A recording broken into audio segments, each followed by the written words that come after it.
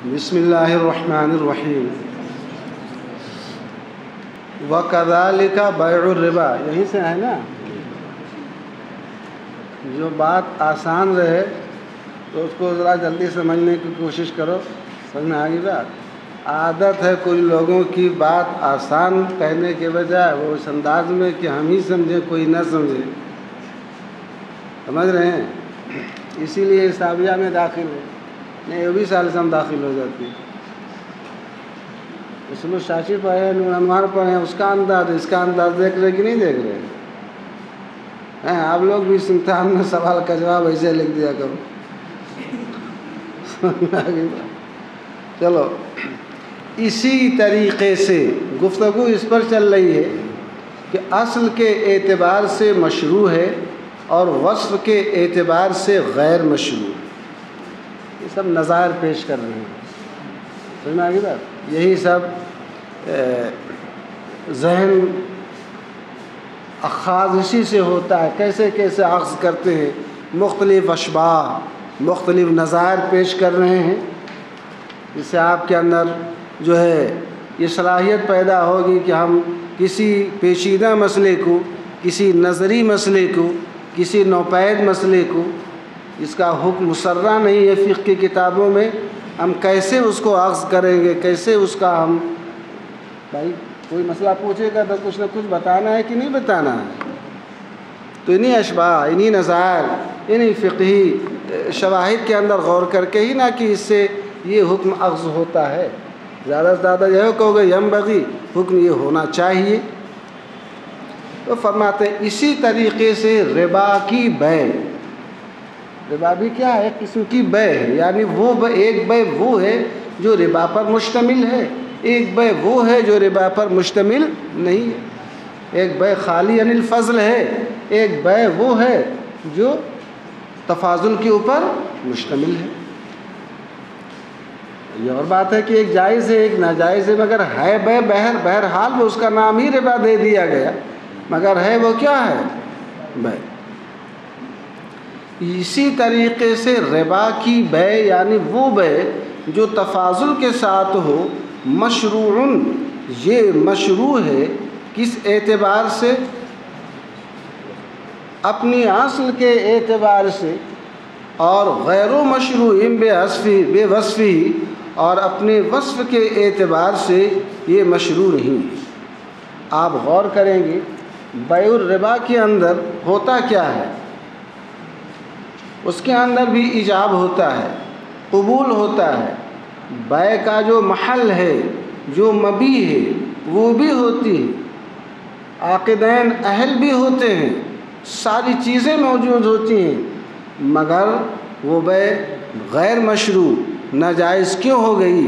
اس لیے کہ ان تمام ارکان کے ہوتے ہوئے ایک صفت کے ساتھ متصف ہو گئی، وہ وصف کیا ہے؟ وصف تفاضل۔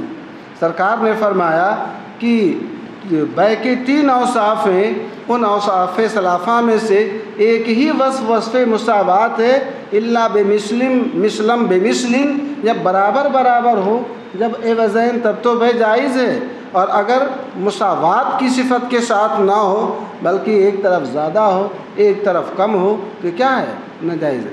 آپ غور کریں کہ یہاں پر جو عدم مشروعیت ہے، ایک وصف کے اعتبار سے، وصف تفاضل کے اعتبار سے، وصف مماثلت، وصف مساوات کے فقدان کی وجہ سے یہ نہ غیر مشروع ہو گیا ہے۔ اگر یہ نہ ہو تو بیع کے جتنے ارکان ہیں وہ سب کے سب متحقق ہیں، اصل کے اعتبار سے مشروع ہے، اور اپنے وصف کے اعتبار سے وہ غیر مشروع ہے۔ وصف ہے کیا؟ الفضل فی العوض، عوضین میں سے ظاہر سی تفاضل ایک ہی طرف نہ ہوگا کہ دونوں فاضل ہو جائیں گے، فرماتے ہیں الفضل فی العوض، عوض کے اندر احد العوضین، عوضین میں سے کوئی ایک عوض کیا ہے؟ زائد ہو گیا تو اس وصف تفاضل کی وجہ سے ناجائز ہو گیا۔ وَكَذَلِكَ الشَّرْطُ الْفَاسِدُ فِي مَعْنَى الرِّبَا، اسی طریقے سے شرط فاسد یہ ربا کے معنی میں ہے۔ کیا مطلب؟ کہ جس طریقے سے بیع الربا اپنی اصل کے اعتبار سے مشروع ہے اور وصف کے اعتبار سے غیر مشروع ہے، ایسے ہی وہ بیع جو شرط فاسد کے اوپر مشتمل ہو وہ بیع بھی اصل کے اعتبار سے کیا ہے؟ مشروع ہے، کہ بیع کے سارے ارکان وہاں پر متحقق ہیں، مگر ایک وصف اس کے اندر ایسا پا لیا گیا جس وصف کی وجہ سے وہ کیا ہو گیا؟ غیر مشروع ہو گیا۔ شرط فاسد آپ نے پڑھا ہوگا، ما لا یقتضیہ العقد ولأحد المتعاقدین فیہ نفع او للمعقود علیہ۔ کیا مطلب؟ یعنی اس کے اندر کوئی ایسی شرط لگا دی جو تقاضائے عقد نہ ہو۔ ہم نے بیع کیا اس شرط کے ساتھ کہ 1 سال ہم اس سے غلام سے نفع لیں گے، یا اس مکان میں ہم رہیں گے، یا اس باغ کا پھل ہم کھائیں گے، اس زمین کی کاشت ہم کریں گے۔ یہ عہد المتعاقدین کا کیا ہے؟ نفع ہے۔ معقود علیہ کا نفع ہے، غلام کی بیع اس شرط کے ساتھ میں نے کر دی کہ آپ اس سے خدمت نہیں لیں گے تو معقود علیہ کا نفع ہے۔ مکان میں آپ رہیں گے نہیں، زمین کی آپ کاشت نہیں کریں گے، باغ کا آپ پھل نہیں کھائیں گے، یہ معقود علیہ کا سراسر نفع ہے کہ نہیں نفع ہے؟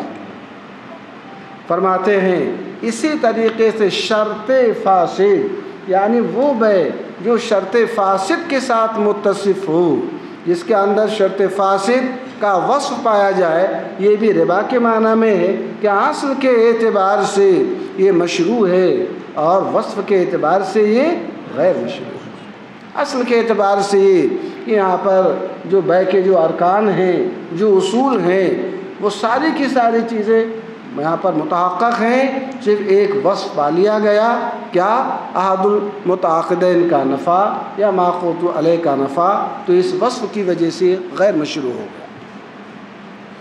اسی طریقے سے یوم النحر کا روزہ مشروع باصل ہی، یہ اپنی اصل کے اعتبار سے مشروع ہے۔ اصل ہے کیا؟ روزے کی اصل کیا ہے؟ روزے کی حقیقت کیا ہے؟ روزے کی ماہیت کیا ہے؟ روزے کی ذات کیا ہے؟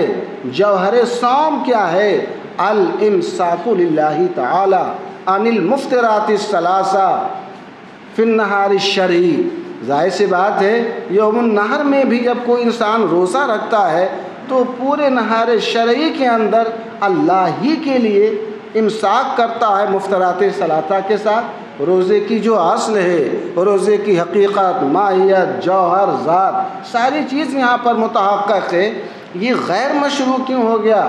اس وجہ سے کہ یہ اصل جو ہے ایک وصف کے ساتھ متصف ہے۔ وہ وصف ہے کیا؟ کہ اس روزے کی وجہ سے اس دن جو یوم العید ہے، اللہ کی ضیافت کا دن ہے، جس دن اس کے بندے اس کے مہمان ہوتے ہیں، رب العالمین اپنے بندوں کی مہمان نوازی کرتا ہے، وہ مہمان نواز ہوتا ہے۔ تو اب گویا اعراض ان ضیافت اللہ کی ایک صفت یہاں پر پالی گئی، تو اس وصف اعراض ان ضیافت اللہ کی وجہ سے نہ غیر مشروع ہو گیا۔ فرماتے ہیں اپنی اصل کے اعتبار سے یوم النحر کا روزہ مشروع ہے۔ اصل ہے کیا روزے کی؟ فرماتے ہیں اللہ تعالیٰ کے لیے امساک کرنا فی وقت ہی، وقت صوم کے اندر۔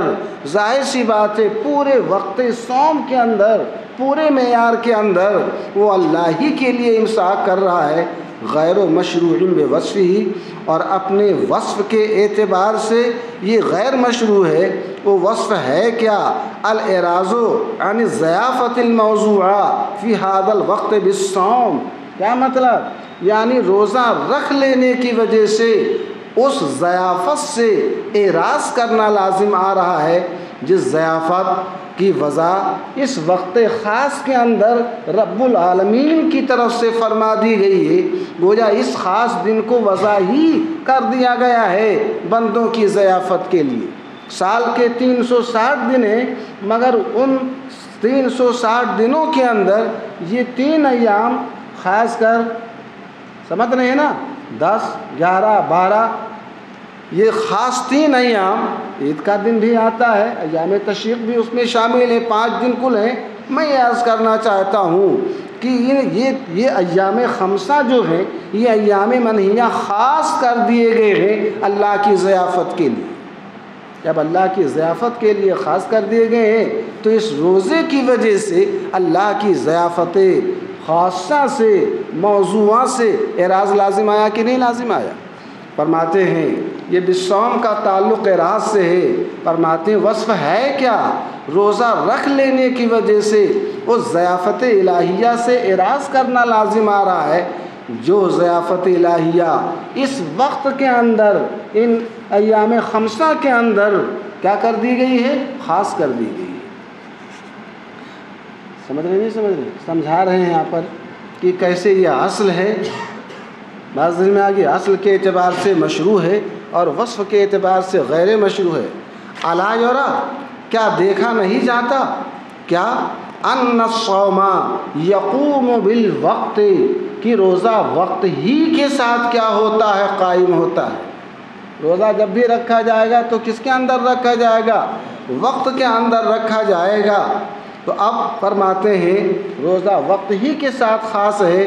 خاص ہونے کا مطلب یہ ہے کہ روزہ جب بھی پایا جائے گا تو روزے کا جو وقت ہوتا ہے وہ روزے کا معیار ہوا کرتا ہے۔ کیا مطلب؟ وہ پورا کا پورا وقت جو ہوتا ہے روزہ پورے وقت کو محیط ہوا کرتا ہے، تو روزہ اسی وقت ہی کے ساتھ قائم ہوتا ہے، اسی وقت ہی کے اندر پایا جاتا ہے، اس لیے کہ روزے کا وقت روزے کے لیے کیا ہے؟ معیار ہے۔ کیا روزہ وقت کے ساتھ قائم، روزہ وقت ہی کے ساتھ قائم ہوتا ہے؟ ولا خلل فیہ، فرماتے ہیں اس وقت کے اندر کسی قسم کا کوئی خلل نہیں ہے۔ لأنہ کسائر الاوقات، اس لیے کہ یہ وقت، یہ دن، یہ ایام خمسہ یہ اور ایام کی طرح ہیں۔ تو اب اس وقت کے اندر یا ان ایام منہیہ کے اندر، ان ایام خمسہ کے اندر نہیں جو ہے یہ نفس وقت کے اعتبار سے نہیں ہے کہ نفس وقت کے اندر کوئی خلل ہے اس لیے منع کیا گیا۔ روزہ کس کے ساتھ قائم ہوتا ہے؟ وقت ہی کے ساتھ نہ قائم ہوتا ہے، تو اس وقت کے اندر کوئی نقص، کوئی عیب، کوئی خلل نہیں جس کی وجہ سے روزے کے اندر نقص پیدا ہو، اصل کے اندر خلل پیدا ہو۔ فرماتے لا خلل فیہ، اس وقت کے اندر کوئی خلل نہیں، کوئی نقص نہیں، کوئی عیب نہیں۔ النہی یتعلق بوصفہ، فرماتے نہیں یہاں پر متعلق ہے کس کے ساتھ؟ اس وقت کی صفت کے ساتھ۔ وقت کی صفت ہے کیا؟ انہ یوم العید، یہ وقت، یہ دن وہ عید کا دن ہے، اللہ کی ضیافت کا دن ہے۔ بات سمجھ گئے نہیں سمجھ گئے؟ اب وقت کے ساتھ متصل یہاں پر فرماتے ہیں جب یہ عید کا دن ہے، خوشی کا دن ہے، فصارا فاسدن، تو اب وہ فاسد کہلائے گا، یوم النحر کا روزہ باطل نہ کہلائے گا، اس لیے کہ روزہ جس وقت کے ساتھ قائم ہوتا ہے کہ اگر یہ وقت نہ ہو تو روزہ نہ ہو، اس اصل میں کوئی خلل نہیں، کوئی خرابی نہیں۔ فساد جو پیدا ہوا اس وقت کی ایک صفت کے اعتبار سے کہ وقت کی ایک صفت ہے کیا؟ یہ یوم العید ہے، یوم ضیوف الرحمان ہے۔ سمجھ گئی کہ نہیں سمجھ گئی؟ ولہذا، اسی لیے، کس لیے؟ کیا مطلب کہ یہاں پر اصل صوم، نفس وقت میں کوئی خلل نہیں ہے، اسی لیے یصح النظر بہ عندنا، ہم حنفیہ کے نزدیک اس روزے کی، یعنی ان ایام کے اندر یوم النحر کا جو روزہ ہے، اگر کوئی شخص روزہ رکھے، روزے کی نظر مانے، تو روزے کی نظر ماننا کیا ہے؟ صحیح ہے، یعنی اصل کے اعتبار سے کیا ہے؟ مشروع ہے، وصف کے اعتبار سے کیا ہے؟ وہ غیر مشروع ہے۔ تو اصل کے اعتبار سے جب وہ کیا ہے؟ مشروع ہے، تو اگر یوم النحر کا کوئی روزہ رکھتا ہے تو اصل کے اعتبار سے ایک مشروع امر کی وہ کیا مان رہا ہے؟ نظر مان رہا ہے۔ فرماتے ہیں اسی لیے ہمارے نزدیک یوم النحر کے روزے کی نظر ماننا صحیح ہے۔ کیوں صحیح ہے؟ فرماتے ہیں لِأَنَّهُ نَظْرٌ بِالطَّاعَةِ، اس لیے یوم النحر کے روزے کی جو نظر ہے یہ ایک طاعت کی نظر ہے۔ کس کی نظر ہے؟ ظاہر سی بات ہے جب اس نے یوم النحر کے روزے کی نذر مانی تو ایک تقرب اللہ کی نہ اس نے نذر مانی ہے، اس کی مانی ہے تقرب اللہ کی نظر مانی ہے۔ وَإِنَّمَا وَصْفُ الْمَعْصِيَةِ مُتَّصِلٌ بِذَاتِهِ فِعْلًا لَا بِاسْمِهِ ذِكْرًا۔ دو چیزیں دیکھو، ایک ہے للہ علیہ ان اصوم یوم النحر، ایک یہ ہے۔ تو اب ذکر کے اعتبار سے یعنی یوم النحر کے روزے کی جو وہ نیت کر رہا ہے یا جو نظر مان رہا ہے، جو نطق کر رہا ہے، یہ نطق معصیت نہیں ہے، بلکہ نطق کرنے کے بعد جب اس دن کے اندر وہ فعل کرے گا، روزہ رکھے گا، تو فرماتے ہیں وہ فعل کے اعتبار سے معصیت ہے، ذکر کے اعتبار سے معصیت نہیں ہے۔ سمجھ رہے ہیں؟ دیکھیے، انما وصف المعصیتی متصل بذاتہ فعلا لا باسمہ ذکرا، معصیت کی صفات یہاں پر متصل ہے، باز میں آگئی، اس کی ذات کے ساتھ، کس اعتبار سے؟ فعل کے اعتبار سے، لا باسمہ ذکرا، یوم النحر کے نام کے ساتھ ذکر کرنے میں، نذر کرنے میں، روزہ کی نذر ماننے میں یہ کوئی معصیت نہیں ہے۔ تو اب معصیت کی صفت اعراض عن ضیافت اللہ معلوم ہوا کہ فعل صوم کے ساتھ جو ہے وہ پایا جا رہا ہے، یہاں تک کہ اگر کسی شخص نے اس دن روزہ رکھ لیا تو وہ عاصی کہلائے گا، معصیت کار کہلائے گا۔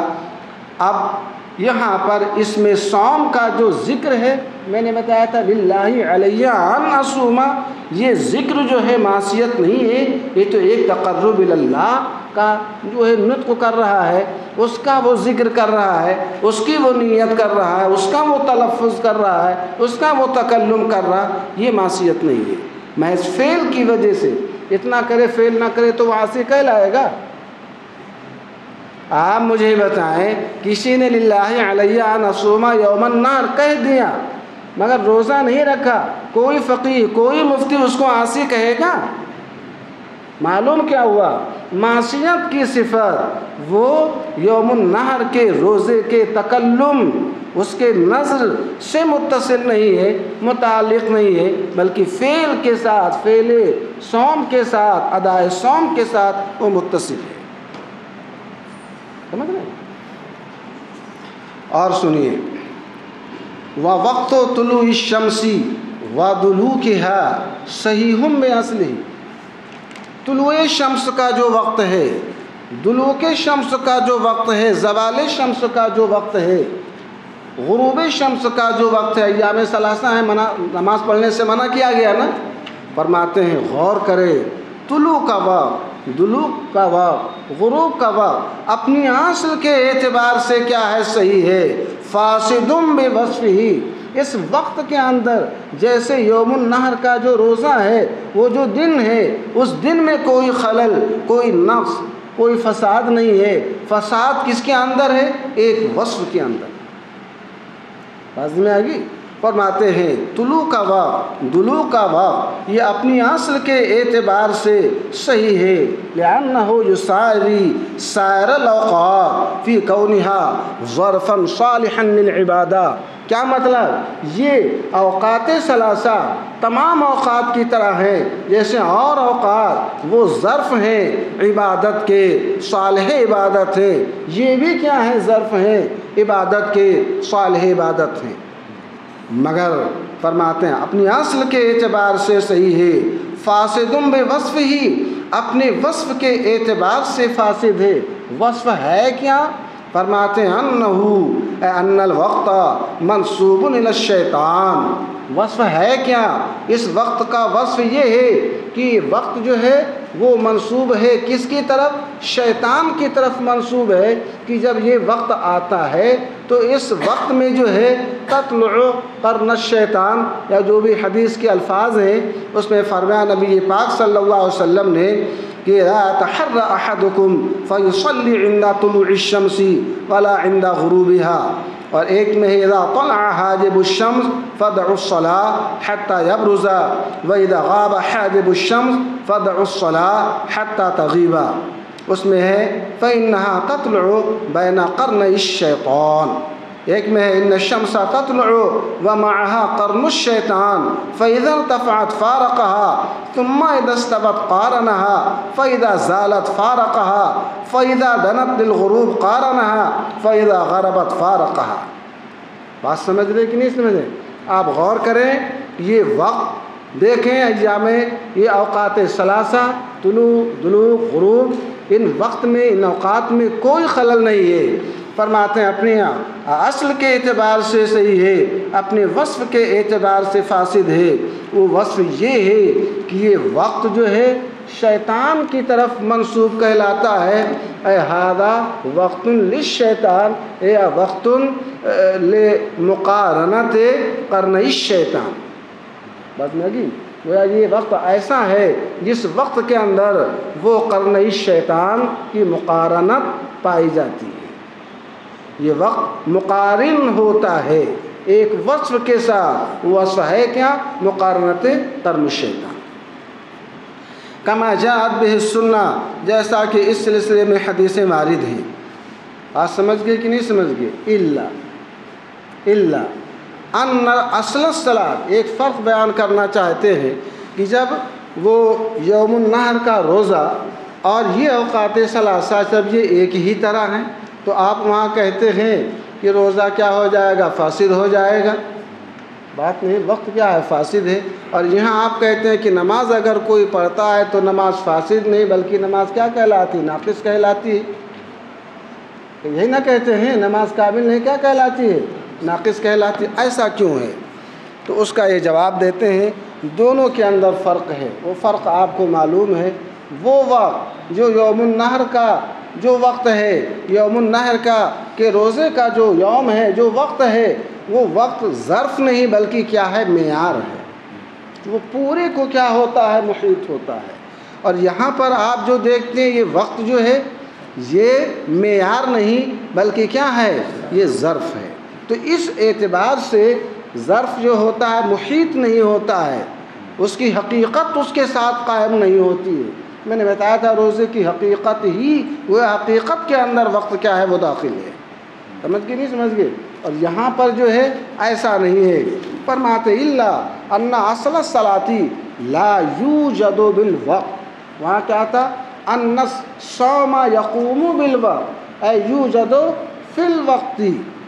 بات سمجھ رہے نہیں سمجھ رہے؟ یہاں کہتے ہیں مگر یہ کہ نماز کی جو اصل ہے، جو اصل نماز ہے، یہ وقت کے ذریعے پایا نہیں جاتا ہے.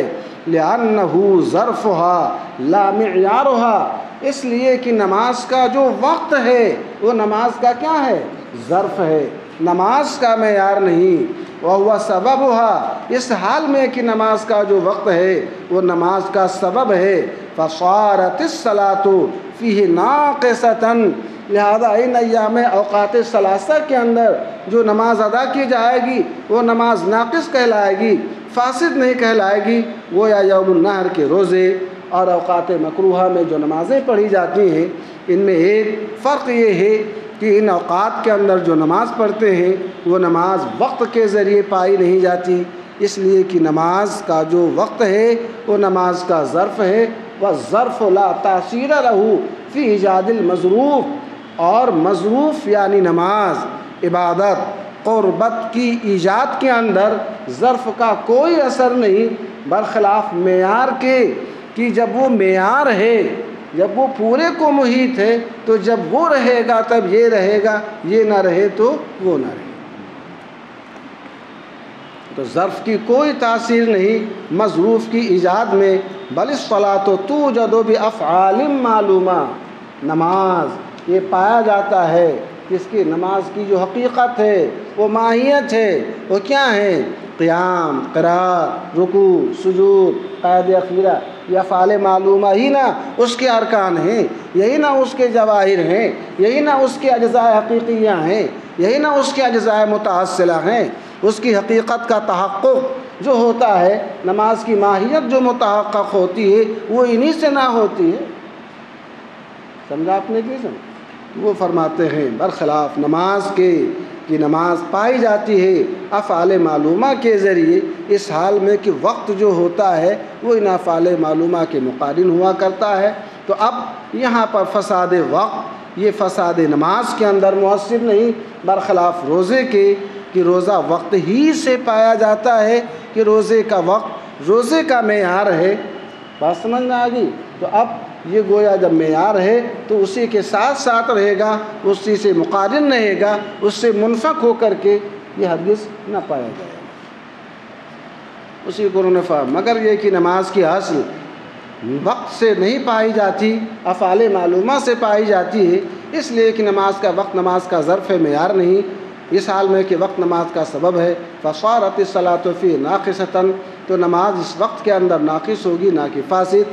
فقیلا، اب جب ناقص ہوئی فاسد نہیں فقیلا، تو بعض فقہا نے فرمایا لا یتعدی بها الکامل، کہ ان اوقات مکروہہ کے اندر کوئی واجب کامل ادا نہ ہوگا، کوئی واجب کامل ادا نہ ہوگا۔ آپ پڑھ چکے ہیں کہ کسی کی نماز جو ہے وہ قضا ہو گئی تو اب وہ ان اوقات ثلاثہ کے اندر نہیں ادا کرے گا، کامل نہ اس کے اوپر واجب ہوئی تو اب قضا بھی کرے گا تو کامل کرے گا۔ فرماتے ہیں بعض فقہا نے فرمایا لا یتعدی بها الکامل، کہ واجب کامل جو ہے ان اوقات مکروہہ کے اندر ادا نہ کیا جائے گا۔ وَيُزْمَنُ بِالشُّرُوعِ، اور اگر کسی شخص نے ان کے اندر اس نے شروع کر بھی دیا تو شروع کر لینے کی وجہ سے وہ کیا کرے گا، اس کا زمان اور تاوان ادا کرے گا۔ یعنی ان اوقات مکروہہ میں اگر کسی شخص نے نماز نفل شروع کر دیا، شروع کرنے کے بعد اس نے توڑ دیا تو اس کے اوپر کیا لازم ہے، قضا لازم ہے۔ تو قضا کیا درجے میں زمان کے ہے کہ نہیں ہے؟ فرماتے ہیں وَيَزْمَنُ بِالشُّرُوعِ، ان اوقات کے اندر کسی نفع عبادت وغیرہ کو شروع کرنے کی وجہ سے اس کا زمان ادا کیا جائے گا۔ وَالصَّوْمُ يَقُومُ بِالْوَقْتِ، اور روزہ جو ہے وقت ہی کے ساتھ قائم ہوتا ہے، وقت ہی میں پایا جاتا ہے۔ وَيُعْرَفُ بِهِ، اور روزے کی جو تعریف کی جاتی ہے، روزے کی جو حد شرعی بیان کی جاتی ہے، روزے کی جو تحدید کی جاتی ہے وہ کس سے، وقت ہی سے کی جاتی ہے۔ روزے کی حد آپ دیکھیں گے بعض میں آگی کیا مطلب، یعنی صبح صادق شرعی سے لے کر کے غروب شمس تک مفترات ثلاثہ سے اپنے آپ کو اللہ کے لیے یعنی اس کی عبادت کے لیے، تقرب اللہ کے لیے روک رکھنا۔ تو اب روزے کی جو ماہیت ہے، روزے کی جو تعریف ہے، روزے کی جو حد شرعی ہے وہ وقت ہی سے کیا ہوتی ہے، قائم ہوتی ہے۔ فرماتے ہیں برخلاف روزے کے کہ روزہ وقت ہی کے ساتھ قائم ہوتا ہے۔ وَيُعْرَفُ بِهِ، روزے کو وقت ہی سے جانا جاتا ہے، یا روزے کی تعریف و تحدید جو ہے وہ وقت ہی کے ساتھ کی جاتی ہے۔ سمجھ رہے ہیں؟ فَازْدَادَ الْعَصْرُ، تو اب روزے کا جو وقت ہے اس کی تاثیر یہ کہیں زیادہ ہوگی اوقات مکروہہ کے، اوقات مکروہہ کی تاثیر سے اس کی تاثیر کہیں زیادہ ہوگی۔ فَصَارَ فَاسِدًا، تو اب وہ فاسد ہو جائے گا۔ ان اوقات میں اگر کوئی روزہ رکھے گا فَلَمْ يَزْمَنْ بِالشُّرُوعِ، لہذا ان ایام منہیہ کے اندر اگر کسی شخص نے نفل روزہ وغیرہ کو شروع کیا تو فرماتے لم یزمن بالشروع، شروع کر لینے کی وجہ سے اس کا زمان اور تاوان ادا نہ کرے گا، یعنی اس کی قضا اس کے اوپر لازم نہ ہوگی، کہ فعل یہاں پر کیا ہے، وہ معصیت۔